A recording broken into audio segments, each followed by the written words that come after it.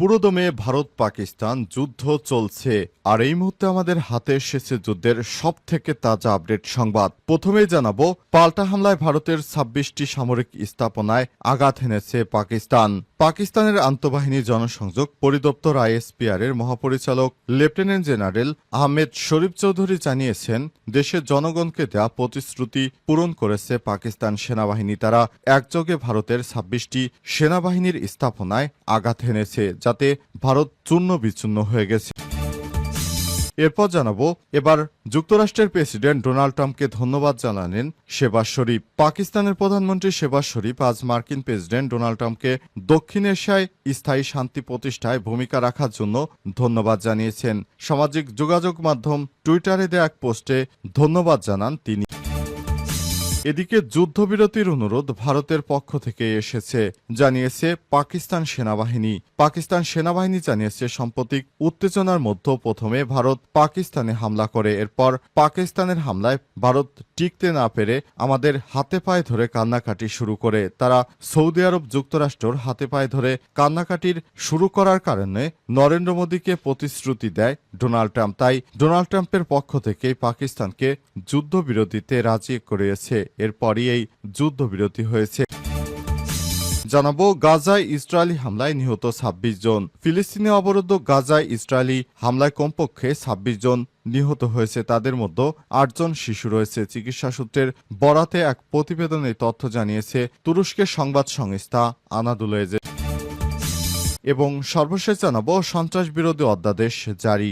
সন্ত্রাস বিরোধী আইন ২০০৯ সময় উপযোগী করার জন্য অধ্যাদেশ জারি করেছে সরকার। আজ এই অধ্যাদেশ জারি করে আইন বিচার ও সংসদ বিষয়ক মন্ত্রণালয়। সংসদ কার্যকর না থাকায় আইন অধিকতর সংশোধন করে আশু ব্যবস্থা নিতে সংবিধানের ৯৩/১ অনুচ্ছেদে দেয়া ক্ষমতা বলে রাষ্ট্রপতির অধ্যাদেশ জারি করেছে। পরে তা গেজেট আকারে প্রকাশ করা হয়। এখন থেকে আওয়ামী লীগের নামগন্ধ বাংলাদেশে বাতিল করা হয়েছে। প্রিয় দর্শক, এতক্ষণ শুনছিলেন সংবাদ শিরোনাম, এবারে বিস্তারিত। তবে তার আগে বন্ধুরা, অনুরোধ থাকবে সংবাদটিতে একটি লাইক দিন। এই চ্যানেল আপনি নতুন হয়ে থাকলে আমাদের সংবাদটি দেখতে দেখতে চ্যানেলটি সাবস্ক্রাইব করে রাখুন। কমেন্ট করে বন্ধুরা আপনার মূল্যবান মতামত জানিয়ে দিন আপনি বিশ্বের কোন দেশ থেকে বা বাংলাদেশের কোন স্থান থেকে আমাদের সংবাদটি দেখছেন এবং শুনছেন। আর বন্ধুরা, ভারত পাকিস্তান যুদ্ধে আপনি কোন দেশকে সমর্থন করেন কমেন্ট করে জানিয়ে দিন। যদি ভারতকে কমেন্ট করে থাকেন, জয় হিন্দ লিখে বিশ্ববাসীকে জানিয়ে দিন। আর পাকিস্তানকে ভালোবেসে থাকলে কমেন্টে পাকিস্তান জিন্দাবাদ লিখে বিশ্ববাসীকে দেখিয়ে দিন। এবারে বিস্তারিত।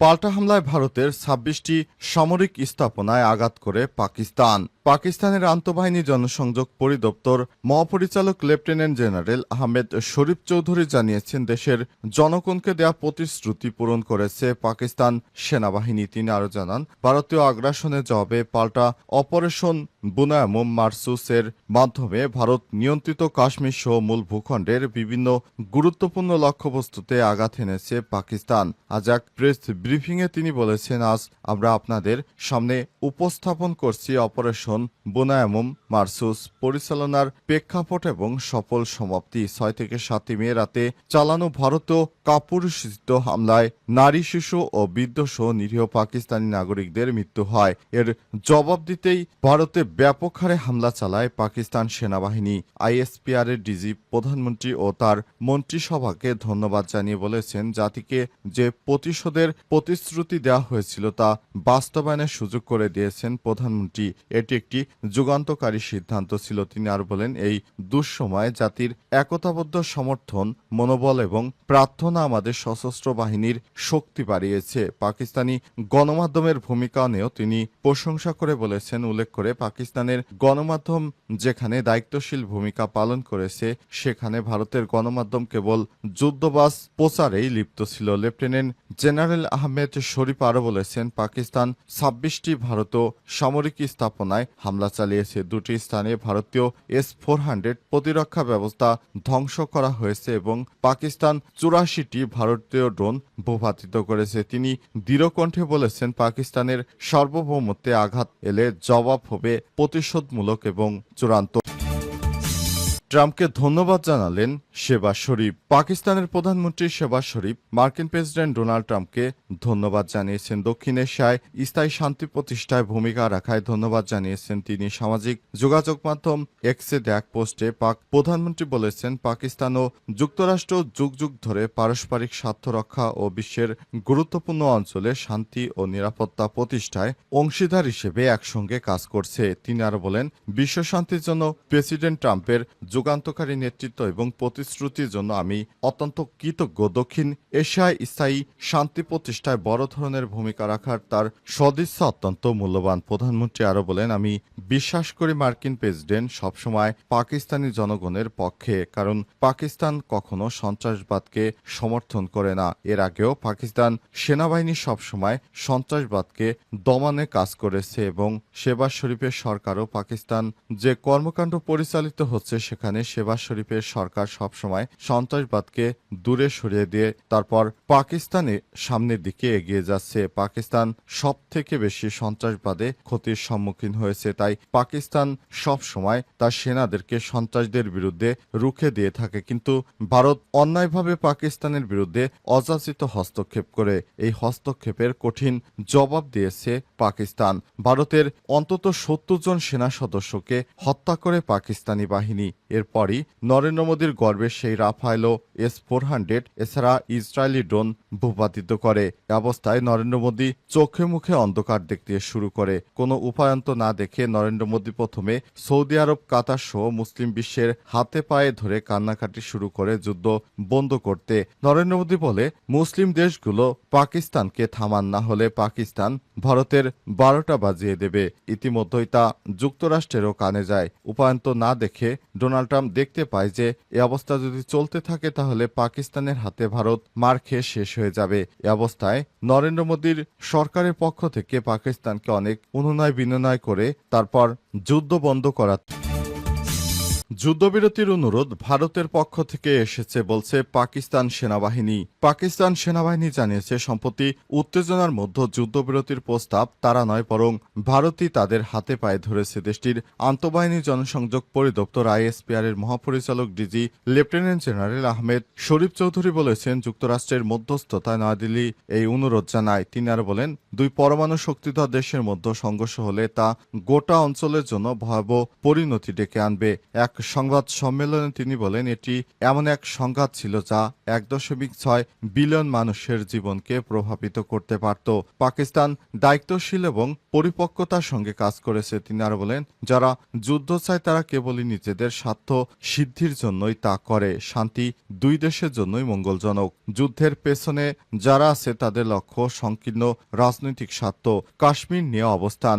ডিজি ISPR আরো বলেছেন, কাশ্মীর একটি আন্তর্জাতিক স্বীকৃত বিরোধ এবং তা জাতিসংঘ সনদ ও কাশ্মীরিদের ইচ্ছার ভিত্তিতে সমাধান হতে হবে। তিনি আরো বলেন, ভারত একে অভ্যন্তরীণ বিষয় হিসেবে উপস্থাপন করার চেষ্টা করলেও এটি এখনও জাতিসংঘের বিবেচনাধীন একটি আন্তর্জাতিক বিরোধ। তিনি আরো জানান, ভারতের একতরফা সাংবিধানিক পরিবর্তন ও দমনপীড়ন পরিস্থিতির বাস্তবতা বদলাতে পারবে না। হাজার ঘরবাড়ি ধ্বংস হয়েছে, জোরপূর্বক জনমন পরিবর্তন ঘটানো হচ্ছে। সিন্ধু পানি চুক্তি প্রসঙ্গ। তিনি আরো বলেন, সিন্ধু পানি চুক্তি নিয়ে পাকিস্তানের অবস্থান স্পষ্ট এবং সুসংহত। এ বিষয়ে সেনাবাহিনীর পক্ষ থেকে নতুন করে কিছু বলার নেই। যুদ্ধবিরতি চেয়েছিল ভারত। সম্প্রতি এক উত্তেজনা নিয়ে ডিজি ISPR জানিয়েছে, পাকিস্তান কোনো যুদ্ধবিরতির অবদান করেনি, বরং ভারতের সংঘর্ষ কমাতে চেয়েছিল। আমাদের মিত্র ও মধ্যস্থতাকারীদের জানিয়ে দিয়েছিলাম, উপযুক্ত জবাব না দিয়ে কোনো আলোচনায় আমরা অংশ নেব না।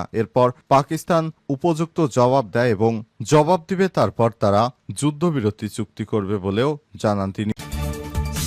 সন্ত্রাসবিরোধী অধ্যাদেশ জারি। সন্ত্রাসবিরোধী আইন 2009 সময় উপযোগী করার জন্য অধ্যাদেশ জারি করেছে সরকার। আজ রাতে অধ্যাদেশ জারি করে আইন বিচার ও সংসদ বিষয়ক মন্ত্রণালয়। সংসদ কার্যকর না থাকায় আইন অধিকতর সংশোধন করে আশু ব্যবস্থা নিতে সংবিধানের 93/1 অনুচ্ছেদের দেওয়া ক্ষমতা বলে রাষ্ট্রপতি অধ্যাদেশ জারি করেছে। পরে তা গেজেট আকারে প্রকাশ করা হয়েছে। এতে বলা হয়েছে, সন্ত্রাস বিরোধী আইন 9 ধারা 18(1) উপধারা 1 উল্লেখিত সত্তাকে নিষিদ্ধ ঘোষণা ও তফসিল তালিকাভুক্ত করতে পারবে। শব্দগুলোর পর বা সত্তার যাবতীয় কার্যক্রম নিষিদ্ধ ঘোষণা করতে পারবে শব্দগুলো সংযোজিত হবে। আইনের ধারা 20 সংশোধন বলা হয়ে থাকে ধারা 20 ক উপধারা 1 উল্লেখিত যদি কোনো ব্যক্তির কে 18 এর বিধান অনুসারে তালিকাভুক্ত করা হয় বা কোনো সত্তাকে নিষিদ্ধ করা হয় শব্দগুলো ও সংখ্যার পরিবর্তে যদি কোনো ব্যক্তি বা সত্তার বিরুদ্ধে ধারা 18 এর উপধারা 1 বর্ণিত কোনো ব্যবস্থা